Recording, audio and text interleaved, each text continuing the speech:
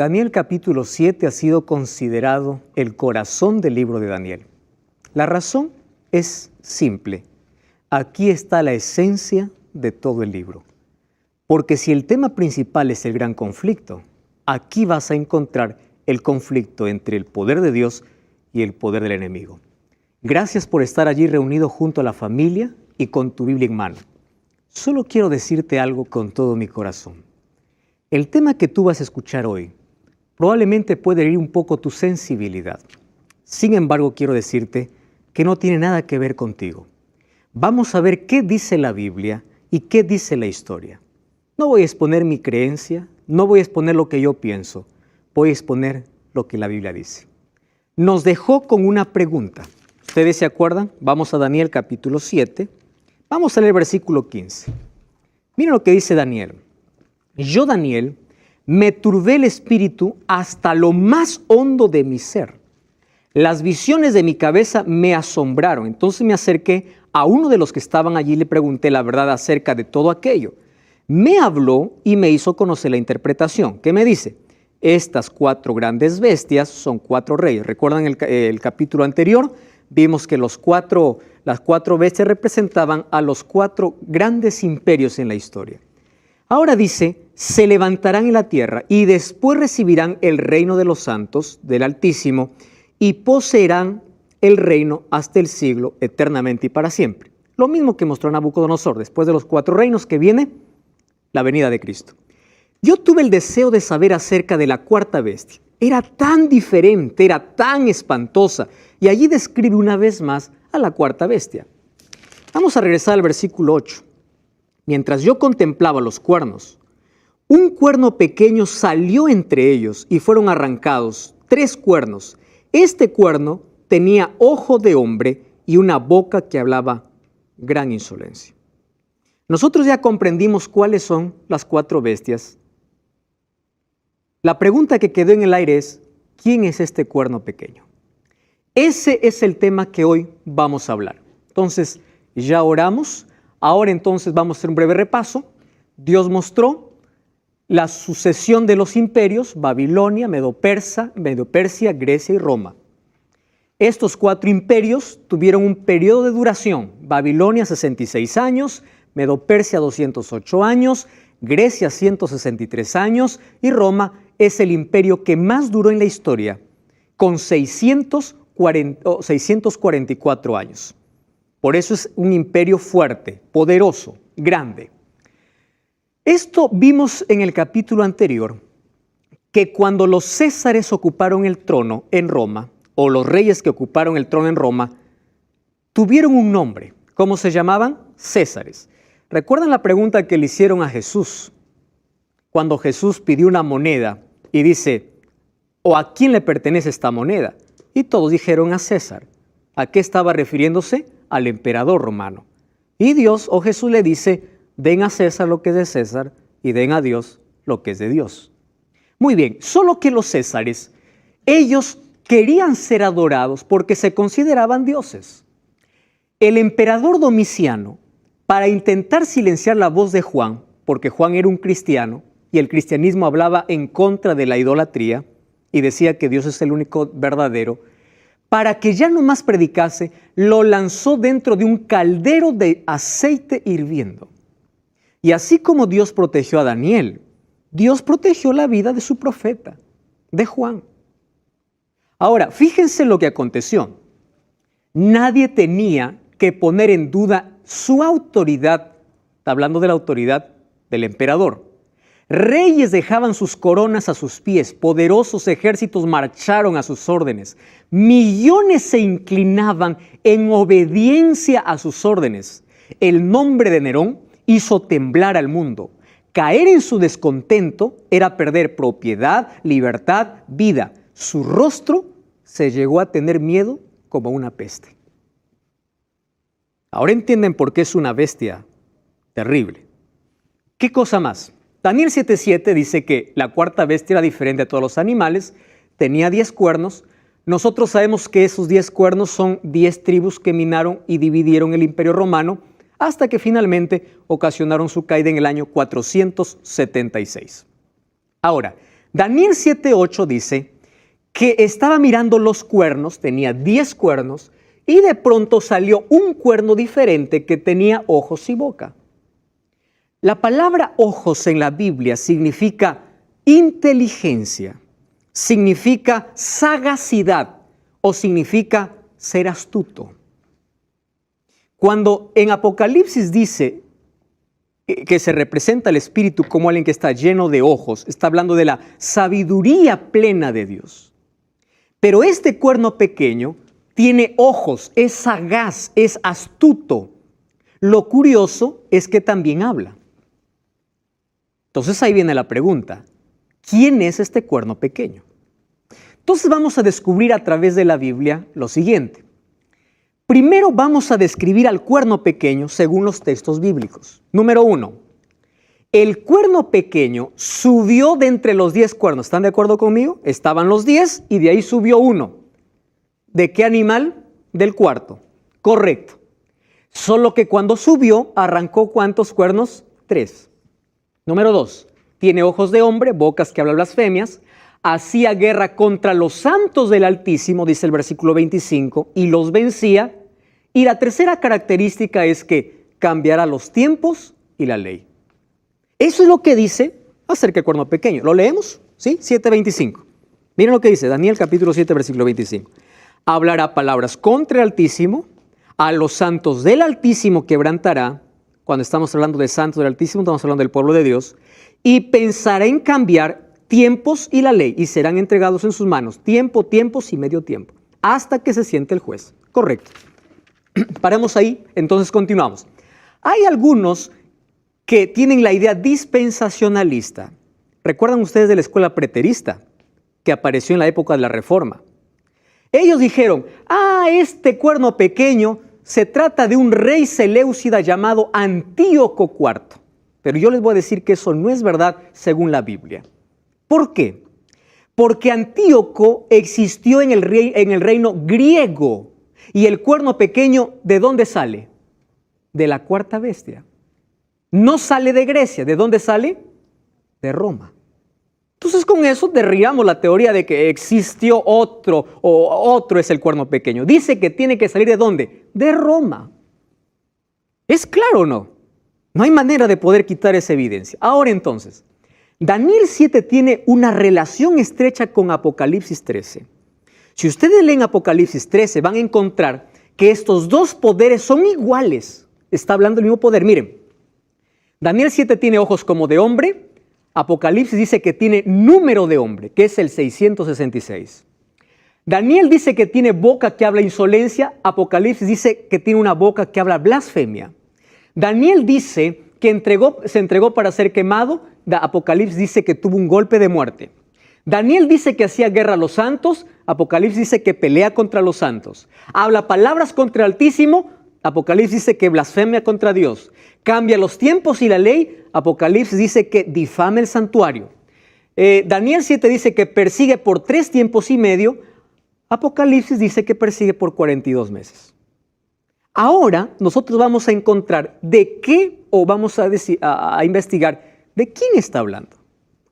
Porque si es mencionado en Apocalipsis, quiere decir que es un poder que no es un poder que actuó en el pasado, sino un poder que actúa y actuará ¿en qué momento? En el tiempo del fin. ¿Correcto? Muy bien, entonces vamos aquí. Primera característica. Para poder descubrir, yo no puedo decir así nada más, es tal, ¿verdad? El cuerno pequeño. Hay que ver las características, y las características no dicen quién es. Daniel 7:8 dice que fueron, cuando nació este cuerno, 3 fueron arrancados. ¿Recuerdan este texto? Está, muy bien. Vamos a ver quién fue arrancado cuando nació. Miren, ¿recuerdan las 10 tribus bárbaras cuando dominaron Roma? Hasta aquí nos hemos quedado. Ahora les explico algo. Odoacro era rey de los érulos. Odoacro fue quien venció a Rómulo Augusto, el último emperador de Roma. Cuando conquistó y le quitó el sillón, no duró mucho tiempo porque la disputa por el reino ahora estaba entre las 10 tribus bárbaras. Teodorico, que era el rey de los ostrogodos, logra vencer a Odoacro. Pero también dura un periodo pequeño, hasta que aparece el rey de los francos llamado Clodoveo. Apréndanse ese nombre. Clodoveo se convirtió al catolicismo gracias a su mujer llamada Cleotilde. Y es Clodoveo quien inicia una guerra. ¿Contra quiénes? Contra aquellos que se oponían a aquel que ocupó el trono de César. ¿Quién ocupó cuando desapareció el emperador? ¿Quién entró allí en Roma a gobernar o a ser cabeza de todas las iglesias? El Papa. Entonces, aquí comienzan las llamadas cruzadas. ¿Correcto? Todo aquel que se opone, ahí empiezan las guerras, los conflictos. ¿Qué cosa sucede? Clodoveo incluso es considerado dentro de la Iglesia Católica como el nuevo Constantino. Así se le conoce. Constantino fue un emperador romano que se hizo cristiano. Eso vamos a ver un poco después. Ahora, fíjense qué cosa es lo que sucede. Aquí dije no voy a exponer mis ideas, voy a leer lo que dicen libros de historia y lo que dice la Biblia.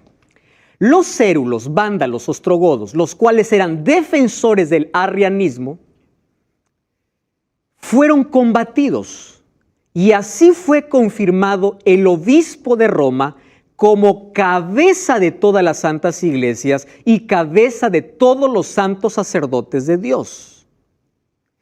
¿Qué sucedía con estas tres tribus, érulos, vándalos y ostrogodos? Ellos no se sometían bajo el poder del Papa. ¿Por qué? Porque ellos no creían, ellos tenían otras creencias, se llamaban arrianos porque ellos tenían a un hombre, a un sacerdote llamado Arrio. Estas eran tribus religiosas que no querían someterse, hasta que con la ayuda de Clodoveo, después vamos a ver que Justiniano también entra en la escena, empiezan a perseguir a esos que se oponían. Y no es casualidad que sean tres. Justiniano, el gobernador del Imperio Romano del Oriente, proclamó al Papa gobernador de todos los santos sacerdotes de Dios, cabeza de las iglesias, en el año 533 después de Cristo. Con plena autoridad, ojo con esta palabra, de perseguir a los herejes.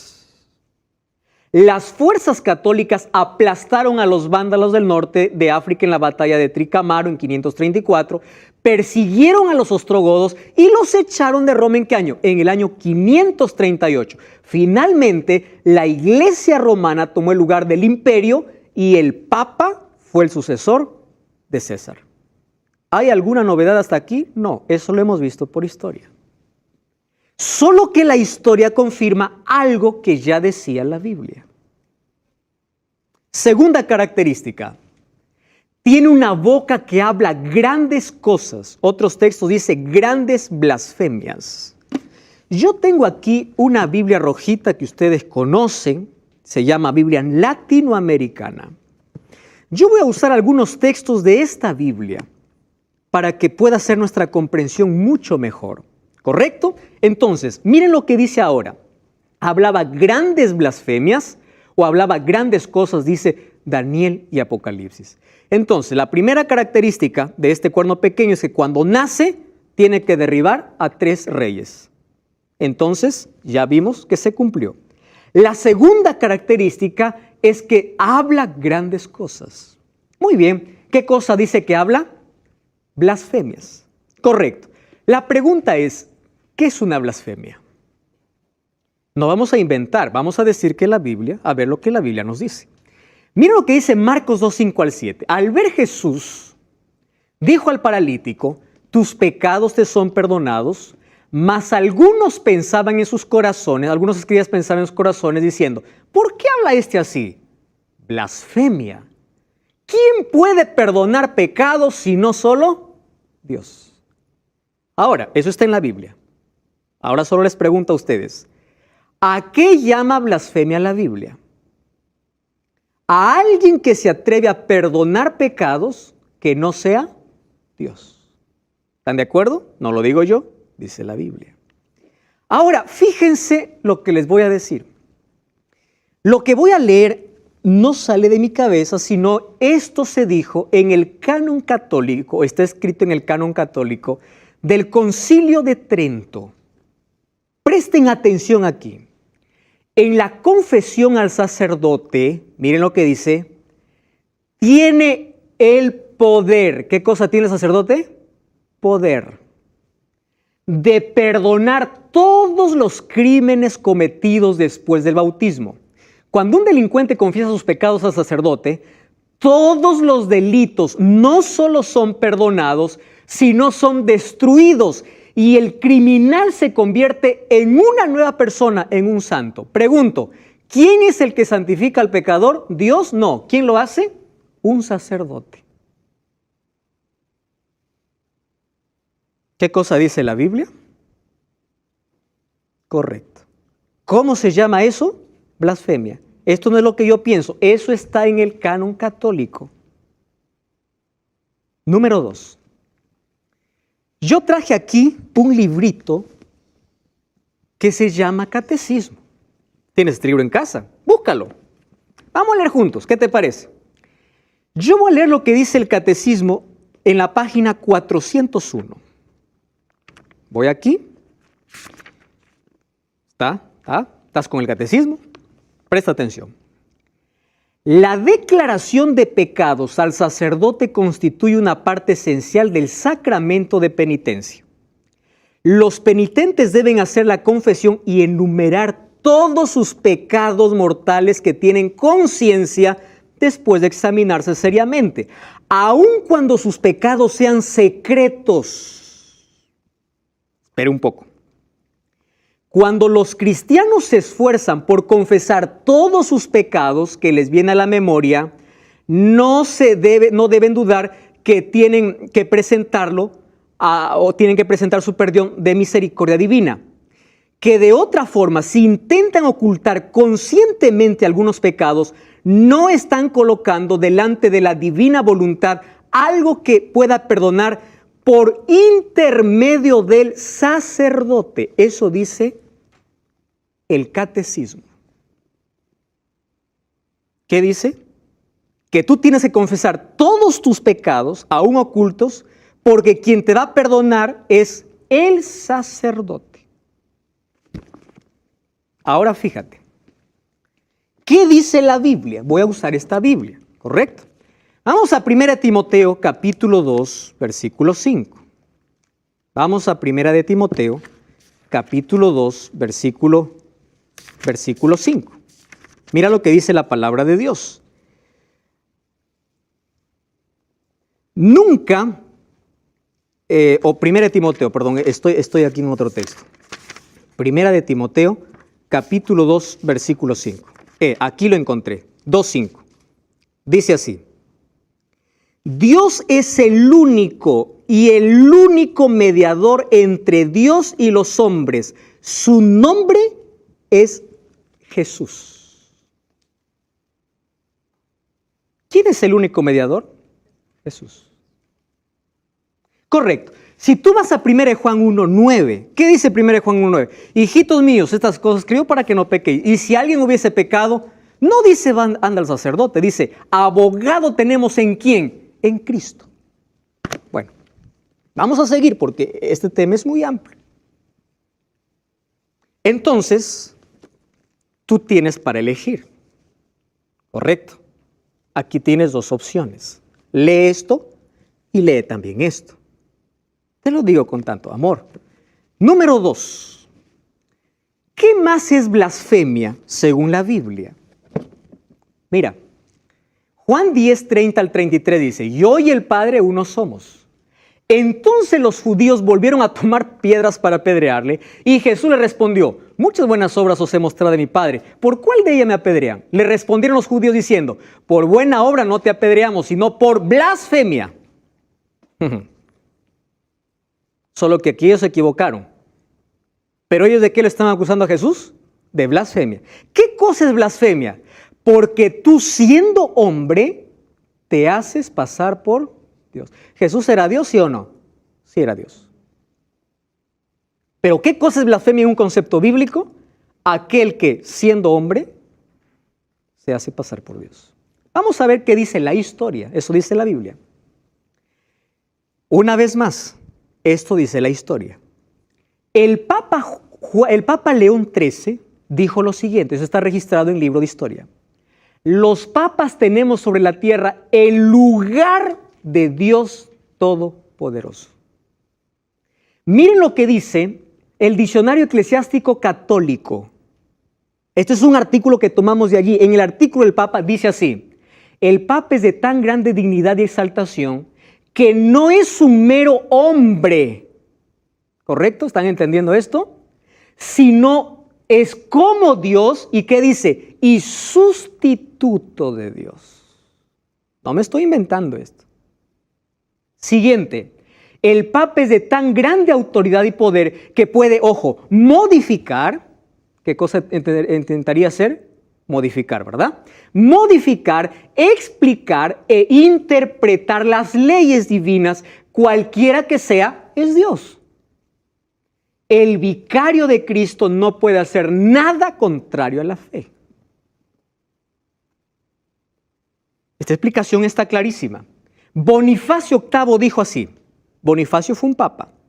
Dijo así: declaramos, definimos y proclamamos que cada ser humano debe someterse al pontífice romano para que sea salvo. ¿Quién está diciendo esto? La historia. Yo solo le estoy mostrando lo que dice la Biblia y lo que dice la historia. Siguiente. Hay un escritor brasilero, es escritor político, interesante, llamado Rui Barbosa, muy famoso aquí. Él se contactó con una obra de un alemán. Ese alemán era un sacerdote católico, el cual firmaba con el nombre de Janus. Le voy a recordar que Rui Barbosa le llamó la atención la obra de Janus y le pidió autorización a Janus para poder traducir su obra al portugués. Y la obra que Janus escribió se llamó El Papa y el Concilio. Rui Barbosa escribió 2 volúmenes. Ahora, permítanme leer para ustedes algo que a mí me llamó profundamente la atención. Esto es el texto que él habla de la investigación o del libro que ya estaba traducido de un católico. Miren lo que dice aquí. Investido de supremacía tan vasta cuanto el universo moral, científico, social y político, quedó siendo el pontífice romano una segunda encarnación de Cristo. Cuando se dice que es infalible la divinización del Papa, no hay metáfora, dice. Aquí no es que dice una cosa y se debe interpretar otra cosa. No, dice, es un enunciado literal. El Papa es Jesucristo en la tierra.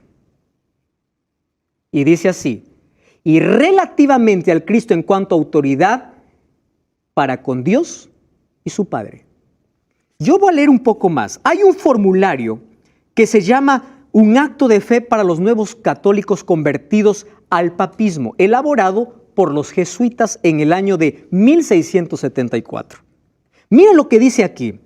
Confesamos y creemos que el pontífice romano es el vicario de Jesucristo y que puede a su bondad absolver a los hombres del pecado, preservándolos del infierno, y puede enviarlos a la vida. ¿Y qué más dice? Confesamos que todas las nuevas instituciones creadas por el Papa, aquí dice, son divinas y santas. ¡Wow! Confesamos que el Santísimo Padre debe recibir las honras divinas. Siguiente. Confesamos que el pontífice romano tiene el poder de alterar las escrituras. Ojo lo que dice. Quitarlas según su conveniencia, porque Él es Dios. ¿Y saben qué cosa es lo que más me llama la atención? Miren lo que dice el artículo 21. Confesamos que la Escritura, la Biblia, es santa, pero es imperfecta. Y no pasa de ser una letra muerta desde que no hay una explicación por el pontífice romano. ¿Quién da vida a la Biblia? El pontífice. ¿Quién es el cuerno pequeño? Te estoy mostrando evidencias bíblicas y evidencias históricas. Finalmente cada uno decide creer o no creer. Estamos hablando acerca de algunas evidencias y decía que este cuerno pequeño hablaba blasfemias. Según la Biblia, blasfemias es aquel que dice que puede perdonar pecados siendo un ser humano, cuando solo Dios lo puede hacer. Y aquel que dice ser Dios cuando no lo es, también, ¿cómo se llama? Se llama blasfemia. Pero hay una tercera característica. ¿Cuál es la tercera característica? Esta es la más evidente e irrefutable. ¿Qué dice Daniel 7:25? Dice que no solamente hablará blasfemias, sino que también perseguirá a los santos. ¿Y qué cosa más hará? Tratará de cambiar los tiempos y la ley. Muy bien, vamos a analizar entonces esta tercera característica. Yo quiero advertirles algo primero. Ustedes saben que Daniel 7:25 habla de que este poder va a perseguir por tiempo, tiempos y la mitad de un tiempo. Apocalipsis 13:5 dice que va a perseguir ¿saben por cuánto tiempo? Por 42 meses. Y Apocalipsis 12:6 dice que la persecución será por 1260 días. Y uno puede decir, aquí no cuadra, total, aquí tiempo, mitad de un tiempo, 42 meses, 1260 días, total, ¿cuál es el tiempo? Ahora vamos a ver que todo cuadra perfectamente. Miren acá. Un tiempo en la Biblia, ¿a cuánto equivale? Un año. ¿Cuántos tiempos estuvo Nabucodonosor como bestia? 7 tiempos, 7 años, ¿verdad? Muy bien, cuando habla de un tiempo, ¿a cuánto equivale? Un año. Tiempos, 2 años. La mitad de un tiempo, medio año. ¿Correcto? Genial. Si sumamos tiempo, tiempos y mitad de un tiempo, ¿cuánto es? 3 tiempos y medio. ¿Que equivale a cuánto en la profecía? Ahora vamos a llegar al punto donde en la profecía un día equivale a un año, según Ezequiel 4:6 y según Números 14:34. Un día equivale a un año. Entonces, tiempo, tiempos y la mitad de un tiempo, que es igual a 3 años y medio. Y esto es igual a 42 meses. ¿Cómo? Mírenme, un año, ¿cuántos meses trae? 12. 2 años, 24. Medio año, 6. Sumen entonces, 24 más 12 más 6, 42. Entonces, 3 tiempos, 3 años y medio o 42 meses es el mismo periodo profético. ¿Correcto? Ahora, fíjense acá. Si un día equivale a un año, entonces, ¿cuántos días trae el calendario judío? Porque estamos hablando no de nuestro calendario, sino del calendario judío, 30 días. Ahora vamos a multiplicar. ¿Cuánto es 42 por 30? 1260. Si nosotros aplicamos aquí el término que un día equivale a un año, entonces, al hablar de 1260 días, estamos hablando de 1260 años. Es lo mismo que tiempo, tiempos y la mitad de un tiempo da 1260 años. ¿Qué ocurrió en el año 538? ¿Recuerdan? La última tribu enemiga fue destruida. ¿Y saben qué cosa pasó desde el año 538? El Papa hizo lo que quiso. Ahora, una vez más, esto dice la historia. Durante 1260 años, ¿hasta cuándo? Hasta que Napoleón Bonaparte envió a su general Berthier y prisionaron al Papa mientras estaba celebrando su aniversario en una capilla. Y lo pusieron preso. Aquí se termina el periodo de persecución para los cristianos. En el año de 1798, cuando el Papa es prisionero. Ahora, esto vamos a dejar que la historia nos explique, porque la historia es una aliada de la Biblia, de la profecía. Entonces vamos a dejar que la historia nos explique. Nadie puede negar que hubieron 12 siglos de tinieblas y persecuciones. Miren lo que sucedió. Cruzadas. ¿Recuerdan ustedes de el santo oficio de la Santa Inquisición? Todos hemos estudiado eso por historia. Están colmados de pasajes oscuros, cárceles, registros teñidos de sangre, torturas extremas. ¿Quién hizo todo esto? Fue el Papa. Él fue quien persiguió. Ahora fíjense acá, este texto. La historia de la Iglesia Católica es la de persecución. Donde quiera que la Iglesia haya llegado a ser suficientemente fuerte, ha empleado su poder para suprimir a los que se atreven a disentir de ella. Persecuciones terribles fueron llevadas a cabo contra los albigenses, los valdenses, los hugonotes. ¿Recuerdan ustedes que recientemente el Papa pidió perdón a los valdenses? Esperen un momento acá. Y dice así: uno de los hechos de más infamia fue la matanza de San Bartolomé. 30,000 protestantes franceses murieron. En España, solo el Oriente calcula que como víctimas de la Inquisición fueron 31,912 quemados vivos. Y 291,450, así llamados penitentes, fueron obligados a someterse. 1,000,000 perecieron en la masacre de los albigenses. ¿Qué más nos dice la historia? Aquí está John Brough, cuando está siendo despellejado antes de ser atado a una estaca. Aquí encontramos una mujer embarazada, allí que es levantada, dice, en dirección hacia arriba y hacia afuera, mientras las articulaciones de su hombro se separan, se levantan los brazos directamente a la cima y finalmente todo el peso de su cuerpo descansa en las muñecas, mientras que el inquisidor, en nombre de Jesucristo y de la Santa Iglesia, le dirige en varias ocasiones la pregunta: ¿vas a renunciar? ¿Vas a renunciar? ¿Cómo se llama esto? ¿Acaso no se llama imposición? Si no me obedeces, yo te mato. ¿Qué sucedió en esos 1260 años? La palabra de Dios fue escondida.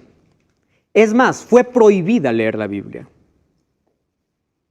Ahora, miren, cuando la palabra de Dios es escondida, ahí aparece la mentira. Porque el pueblo no abre la Biblia. En el año 617 aparecieron las invocaciones a los santos. Fue establecida por primera vez en las liturgias públicas bajo el Papa Bonifacio V. ¿Lo dice la Biblia? No, Bonifacio. Fiesta de la exaltación de la cruz fue instituida por el emperador Heraclio y después establecida en el occidente por Honorio I, quien fue el obispo de Roma. Canonización de los santos. Todo el que muere, vamos a hacerlo santo. Fue creada en el 884 y decretado en 1160. Se celebra la veneración de imágenes. Cada persona fue canonizada, se hizo una imagen de talla para adorar. El santo se convirtió en intercesor. Pidamos a San Pedro, a San Juan, a San Pablo, ¿verdad? Se convirtió en un intercesor, es decir, en un mediador. Ya no es Jesús, es un sacerdote o un santo. ¿Cuál es la idea del diablo? Quitar a Jesús como nuestro Salvador. Esa es la única idea. En 1215, la confesión auricular de los pecados dijo así: confiesen sus pecados a un hombre en lugar de confesar a Dios. Pastor, ¿acaso la Biblia no dice confesaos los unos a los otros? Voy a hacer un ejemplo contigo, Nicolás. Yo te ofendo, entonces yo te pido perdón. Tú me vas a perdonar porque eres de buen corazón y eres cristiano. Pero si yo miento o hice un pecado secreto, ¿yo debo confesarte a ti o a Dios? A Dios. Pero si yo te ofendo a ti, yo sí debo pedirte perdón a ti. ¿Entiendes que el perdón va en dos direcciones? Las ofensas al prójimo se arreglan confesando los unos a los otros. Pero mi ofensa a Dios no es que yo voy a confesar a un hombre. Ahora, eso en 1215 se instituyó. En 1515, ¿saben hasta dónde llegaron? Hasta la venta de indulgencias. Era la venta de perdón. Se vendió la salvación. Y en 1229 se prohibió la lectura de la Biblia. ¿Cuándo terminó eso? En febrero de 1798. Cuando Berthier toma prisionero al Papa Pío VI. Ahora, ¿qué cosa dice? Está contra el pueblo de Dios porque los persigue, pero ¿qué más dice? No solo contra el pueblo de Dios, sino contra la ley de Dios. Cuarta característica, cambiará los tiempos y la ley. Aquí está la razón de por qué tanto odio la ley de Dios. No es un asunto de gracia y fe, porque la salvación siempre será por fe y gracia. El asunto es que alguien intentó cambiar la ley de Dios. Fíjense aquí. Miren, yo voy a abrir una vez más el catecismo. ¿Está bien? Catecismo, página 539. ¿Pueden ver todos ustedes aquí? ¿Lo ven, verdad? Dice así, Éxodo 20, 2 al 17. Aquí están los 10 mandamientos. Aquí dice cómo se repite en Deuteronomio capítulo 5, versículo 6. Si ustedes son minuciosos, el segundo mandamiento sigue diciendo lo mismo, solo que ellos pusieron solo puntos suspensivos. ¿Correcto? Ahora, mire lo que dice la última parte, fórmula del catecismo. El primer mandamiento, eliminado. Segundo mandamiento, reemplazado. ¿Por qué lo quitaron? Porque habla de adoración. El cuarto mandamiento, cambiado. Yo estoy mostrando una evidencia. Permítanme tomar la Biblia. Éxodo capítulo 20. Mira lo que dice. Aquel que dice, no, la ley ya fue clavada. Vamos a ver si fue clavada. Éxodo capítulo 20. Dice así. Voy a leer esta Biblia porque a mí me encanta. Esta es la mejor versión que yo puedo leer. Dice así. No tendrás otros dioses fuera de mí. Primer mandamiento. Yo les pregunto, cuando uno vive bajo la gracia, ¿quiere decir que uno es idólatra? No. Número 2, dice, mira lo que dice esta Biblia. No te harás estatua, ni imagen alguna de lo que hay arriba en el cielo, bajo en la tierra y bajo en las aguas de la tierra. No te postres a estos dioses, ni les sirvas, porque yo, Yahvé tu Dios, soy Dios celoso y te pido cuentas a tus hijos, nietos, bisnietos, por la maldad de sus padres. ¿Saben que me gusta esta versión porque es más clara? Versículo 7, no tomarás el nombre de Yahvé tu Dios en vano, porque no dejarás sin castigo que le tomaré su nombre en vano. Versículo 8, ¿saben qué cosa dice esta Biblia? Acuérdate del día sábado para santificarlo. Aquí no dice reposo, acá dice sábado. Muy bien. Entonces, yo tengo aquí dos cosas. El catecismo que me dice una cosa, en lugar de guardar el sábado, me dice, santifica las fiestas. Ustedes ya saben a dónde nos lleva una fiesta, ¿verdad? Y en lugar de decir, no tengas otro Dios, colocan el primero, amarás a Dios sobre todas las cosas. Ah, no, es que Jesús cuando vino lo cambió. Espera un momento. Jesús dijo que la ley se dividía en dos. ¿Están de acuerdo conmigo? Amar a Dios y amar al prójimo. Ahora, lean Éxodo 20 y van a encontrar lo siguiente. Los 4 primeros demuestran nuestro amor a Dios y los 6 últimos, nuestro amor al prójimo. Esto está más claro, esto es simple. Ahora, miren cómo se cambió. No tendrás otros dioses, amar a Dios sobre todas las cosas. Ahora, el segundo mandamiento de las imágenes lo quitaron. El mandamiento donde dice, acuérdate del sábado, le pusieron honra al padre y madre. Y para que cuadre, el 10º mandamiento lo dividieron en 9º y 10º, para que llegue a 10. ¿Saben ustedes quién dio el primer decreto dominical? Constantino. Esto no se trata de resurrección, queridos.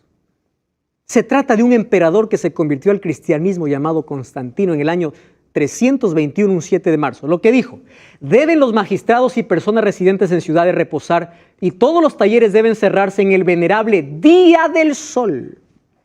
En inglés, ¿cómo es domingo? Sunday, Sunday. ¿Qué significa? Día del Sol. En la Biblia, el domingo es considerado primer día de la semana, según Lucas capítulo 23. Él, Constantino, adoraba el sol, pero cuando ingresó o se hizo cristiano por conveniencia, trajo las costumbres paganas y lo dejó en el cristianismo. Lo que hizo el Papa solamente es ratificar y decir, vamos para adelante. Así son las cosas. Por más que queramos poner cualquier otra cosa en contra. Miren lo que dice aquí el Catecismo de la Iglesia Católica, ahora le doy la referencia. Pregunta, ¿cuál es el séptimo día? Respuesta, el sábado es el séptimo día. Número 2, pregunta, ¿por qué observamos el domingo en lugar del sábado? Respuesta, porque la Iglesia Católica transfirió la solemnidad del sábado al domingo. ¿Quién lo hizo? ¿Dios? ¿Qué cosa dice la profecía? Cambiará los tiempos y la ley.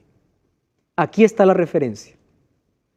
Miren lo que dijo este cardenal James Gibson. Dijo así, usted puede leer la Biblia de Génesis a Apocalipsis y no encontrará ni una línea autorizando la santificación del domingo. 108 versículos de la Biblia hablan del sábado. 8 hablan del domingo como primer día de semana. La Escritura refuerza la observancia del sábado. La Iglesia Católica, por más de 1000 años antes de la existencia de un protestante, por virtud de su divina misión, cambió el día de reposo del sábado al domingo. Ellos reconocen. Y ustedes quieren saber cuál es la mayor evidencia. Yo les voy a enseñar un libro, lo tengo acá. Este libro es una investigación histórica sobre el cambio del día de reposo. ¿Saben quién escribió este libro? Samuel Bacchiocchi. Pero ¿saben qué cosa me sorprende de este libro? Este libro, él lo escribió como base teniendo una tesis doctoral. ¿Sabes dónde hizo esta tesis? En la Pontificia Universidad Gregoriana en Roma. Él se atrevió a hacer en una universidad católica gregoriana una tesis diciendo cuál es el verdadero día de reposo.